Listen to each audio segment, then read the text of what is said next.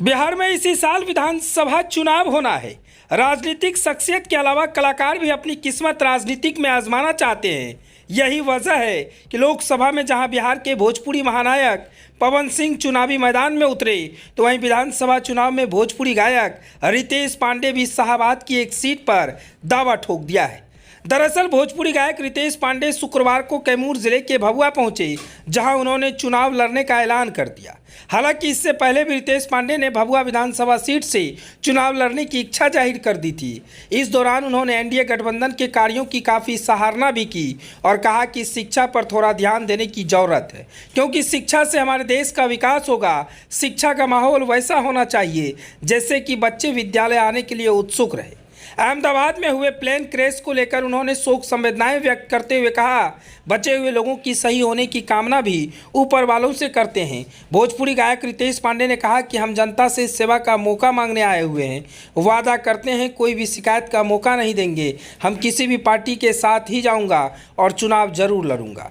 Party इतना जल्दी ticket clear नहीं करती, जिस वजह से मुझे भी बताने में देरी हो रही है। हमारा एक ही लक्ष्य है, शिक्षा में सुधार लाना और उद्योग बिहार में रहे। इस बार के बजट में बिहार को बहुत ज़्यादा पैकेज मिला। दिन प्रतिदिन विकास हो रहा है।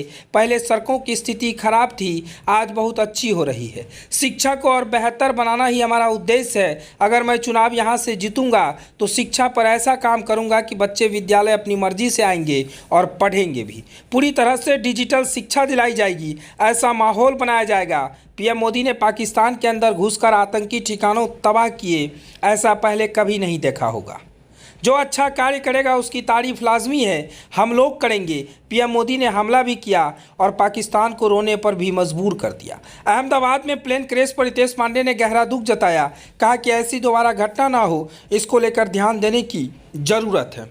यानी साफ तौर से कहें तो लोकसभा चुनाव में भोजपुरी के सुपरस्टार पवन सिंह चुनावी मैदान में उतरे थे, लेकिन पवन सिंह को काराकाट लोकसभा क्षेत्र से करारी हार मिला। इसके बाद यूं कहें तो अब भोजपुरी के सुपरस्टार गायक रितेश पांडे भी चुनावी मैदान में उतरने का ऐलान कर दिया है। शाहाबाद क्षेत्र है, कैमूर लोकसभा है और भभुआ विधानसभा से रितेश पांडे चुनाव लड़ने का ऐलान किया है। इसके बाद यूं कहें तो पूरे राजनीतिक गलियारों में हलचल तेज हो गई है। हालांकि रितेश पांडे ने एनडीए को लेकर एनडीए की पूरी तरह से सराहना किया है, एनडीए के कार्य को सराहना किया है, मोदी की तारीफ किए हैं, नीतीश कुमार का जमकर तारीफ करते हुए नजर आए हैं। लेकिन रितेश पांडे एक बात जरूर कहे, उन्होंने कहा कि शिक्षा पर फोकस देना जरूरी है। बिहार में हमारी शिक्षा की कमी है और शिक्षा ऐसा किया जाए, शिक्षा की व्यवस्था ऐसा किया जाए कि बच्चे खुद उत्सुक होकर विद्यालय पहुंचे, और इसी पर हमारा फोकस होगा। यानी साफ तौर से कहें तो भभुआ से रितेश पांडे का चुनाव लड़ने का टिकट कन्फर्म हो गया है, ऐलान हो गया है। लेकिन रितेश पांडे ने एक बात तो जरूर कहा कि चुनाव कहाँ से लड़ेंगे ये कहना अभी नहीं बता सकते हैं। ये तो वक्त बताएगा कि चुनाव में किस पार्टी से लड़ूंगा और किस सीट से लड़ूंगा। लेकिन ये तय है कि मैं भभुआ विधानसभा से चुनाव लड़ूंगा।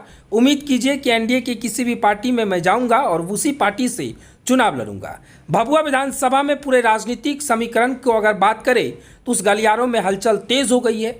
जो पूर्व के नेता थे, लगातार जो जनता के बीच पहुंच रहे थे, उनमें टेंशन हो गई है। तेजस्वी यादव को भी टेंशन हो गई है। यूं कहें तो महागठबंधन को भी पूरी तरह से टेंशन हो गई है, क्योंकि रितेश पांडे एक इकलौता नेता हैं जो बारीकी से हर गांव जाते हैं, हर लोगों से मुलाकात करते हैं और बारीकी से हर चीज़ को समझते हैं।